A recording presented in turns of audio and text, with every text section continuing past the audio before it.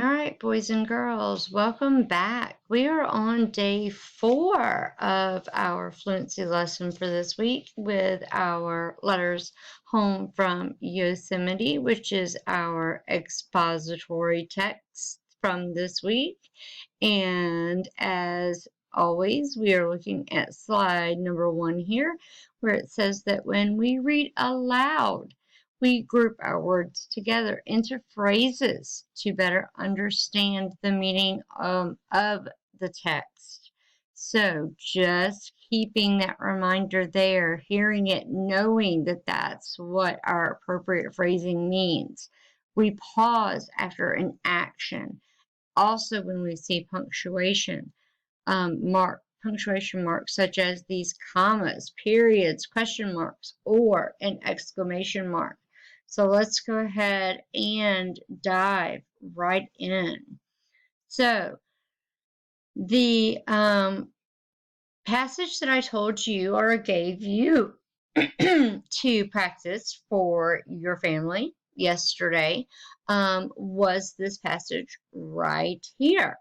And so I'm going to go through that one with you just to model for you one more time, just like always. And I want you to listen carefully and correctly. And then I'm going to give you an assignment and something that I want you to do to make sure that you still have those listening ears on, as I know you always do, and you are getting the hang of this.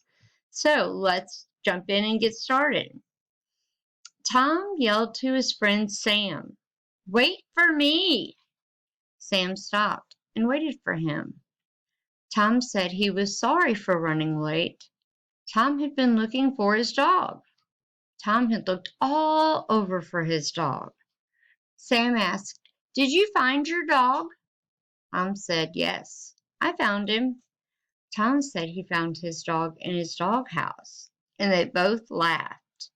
So I hope you were able to once again hear and see where I did my appropriate phrasing, where I paused at my question mark, and down here at my exclamation mark, where I had that. That was maybe one of our other sentences, but our periods, those are the big ones in this passage.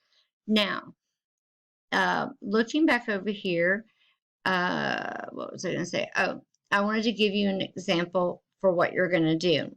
Let's go back and look at these sentences right here. Now, this is an example that I did earlier that we read for you, or that I read to you. And it says here, Tom yelled to his friend Sam, "Wait for me!" And this was the exclamation mark that we focused on earlier because you heard my voice level change. Now, I want you to notice here how I was able to underline where the appropriate phrasing was. Did you find your dog? And so this was, of course, one complete sentence. Now, what I did here in this sentence gives a better example. Tom said he found his dog in his doghouse. Pause. And they both laughed. Now you see there was a pause here in this sentence. And the reason that it was here in this sentence is because remember we said we paused after the word doghouse and the action which was found right here. So this is one whole sentence that had phrasing in it. So we knew in that sentence we had to pause as good readers. So what I want you to do, and I'm going to read this one more time so you can hear it. Tom said he found his dog in his doghouse, and they both laughed.